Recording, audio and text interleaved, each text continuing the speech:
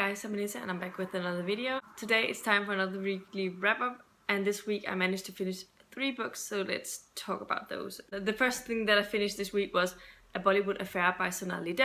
This is the first book in the Bollywood series, and it follows Mil, who is actually married,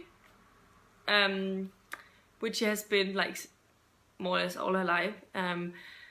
She's an Indian girl and she was married off to this man when she was only 4 if I remember correctly.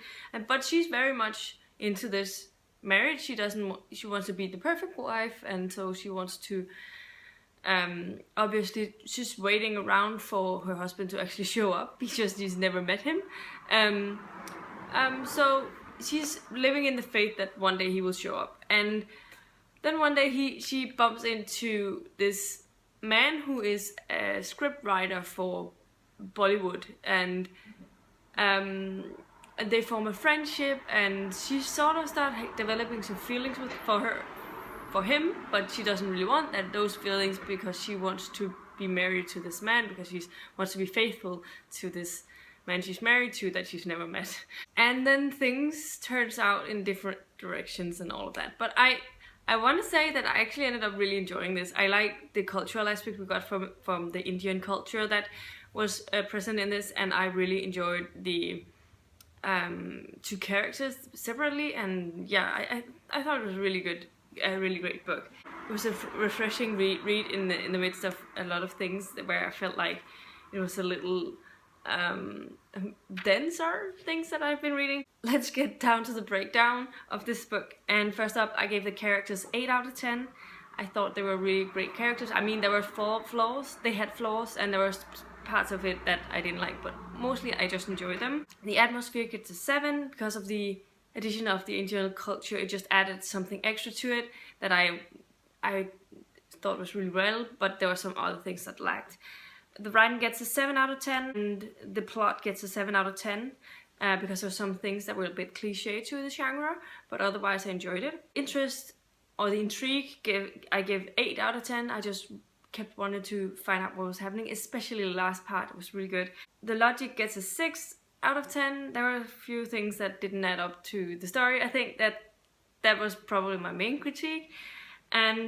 But of the overall enjoyment gets a 7 out of 10, as I really enjoyed my reading of it. And it gives an overall score of 7.14, which gives an actual rating of 4 out of 5 stars.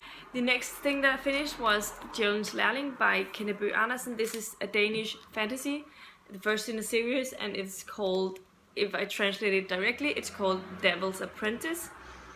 And it's the first book in a series that's called Den Store Djævlekrig. Translated to English, that would be The Great Devil's War. And it follows this boy called Philip as he is being... he somehow ends up in hell because the devil is having an illness, so he has to teach someone else to become the devil and could take over his place. So he needs someone to take over his place, but something happens and he gets Philip instead of the person that he actually wanted to. But he tries to at least teach him how to be mean and how to do devil's acts. And I thought that was a really fun premise. So my breakdowns are as follows. The characters, I mean, Philip is the main character, so was really interesting, but I also enjoyed a lot of the side characters. There was a cat called Lucifax.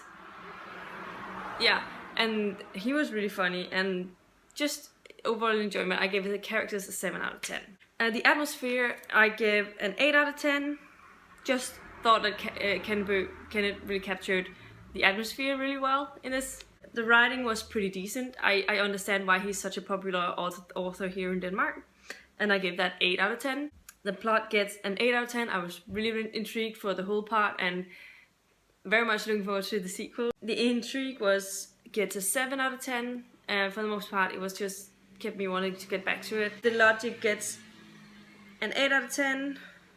I really enjoyed the sort of theme that he had with the good versus evil spin, and how there needed to be a good balance of that. Otherwise, the world wouldn't exist as we know it, and I thought that discussion was pretty interesting. The overall enjoyment gets an 8 out of 10, as I really enjoyed it, and it gives a final score of 7.71, and that equals to 4 out of 5 stars.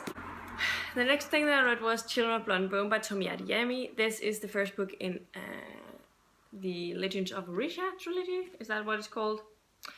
Anyway, this is one of my most anticipated reads of the year, like of newer releases.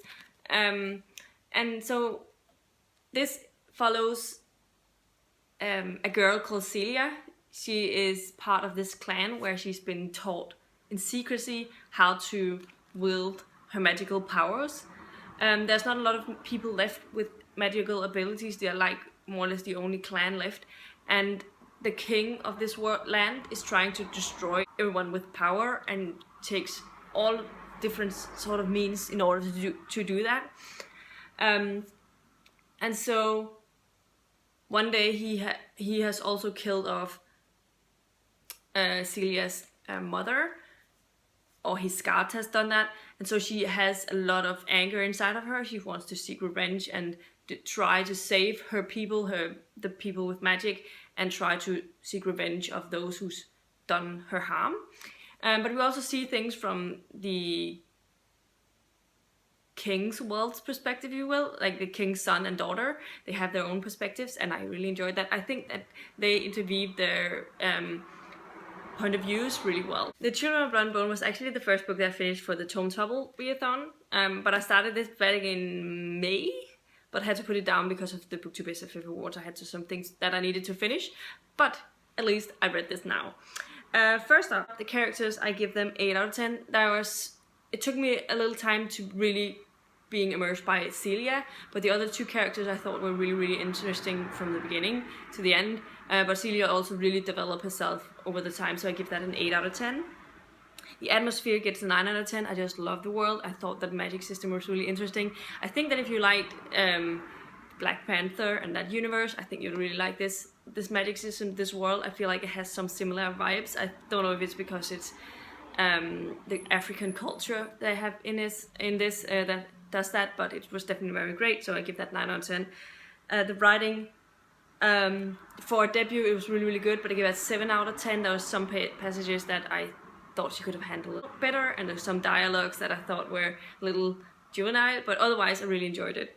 The plot gets a 7 out of 10. Again, really enjoyed it, but there were some things about the plot that were a bit cliche to the YA fantasy genre, but mostly I enjoyed it. I don't think that the romance took over this plot, and I think that the characters made it a lot better. For the intrigue, I give that a 7 out of 10.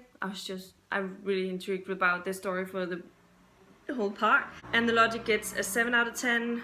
There was something with the magic system that, for the most part, I really loved this whole world and the magic system as well, but there was just some parts of the magic system where I felt like it was a little bit convenient. The overall enjoyment gets a 7 out of 10. It was a really great start to a series, and I'm really looking forward to see how it will develop in the future. And I'm very eager to read on in the series. I think this is a really strong debut novel, and so the overall score gets a 7.42, which equals to 4 out of 5 stars. So I had only 4-star reads this week, which was really nice. So I feel like I've been reading some really great books lately. Things that I'm working on is, the first one is Discovery of Witches by Deborah Harkness. I'm on page 102, and I haven't read from this over the weekend at all, but I'm slowly making progress. I know that Becky is also really far behind, so I don't feel too bad about it, so I will get back to it at one point, I think. My other body read for the Tome Topple is Malice by Gwynne, and this one I'm more or less on track with. I still need to read today's chapters. I read the first of those chapters, but I have had quite a bad headache today, so I don't know if I'll end up reading them today, but I really like to, because I know I don't have as much reading time when I start work again tomorrow. But I have really become obsessed with this book by now. There's some things that happened that I really enjoyed, but yeah, you can also see some of my thoughts in my Tome Topple video, which I'll be linking in down below, as well as in the card symbol somewhere, if it's not already been linked. but I definitely plan on finishing this before the tome trouble is over, so hopefully this will be part of my next reading wrap-up. And the final thing that I also started was Hero of Ages by Sanderson, the third and final book in the Mistborn trilogy. And the only thing that I have to say right now is that you shouldn't wait like a year or something in between reading these, because Sanderson just start right up where everything ended, with no sort of short snippets about what happened by the end of the book. So I was a little bit confused about some things that happened that I'd completely forgotten. But so far I'm enjoying it anyway. It's a little slow building, and I am on page 72 out of 700, so I have quite a while to go yet still. But I'm hoping that I really enjoy it. That's all I've been reading this past week. Definitely let me know in the comments below if you've read anything interesting lately, and whether you've read any of these books and what your thoughts were on them, and if you agree with my thoughts. Definitely let me know about that. And yeah, so if you like the video, please give it a thumbs up, subscribe to my channel if you haven't already, and I'll see you in my next video very, very soon. Goodbye!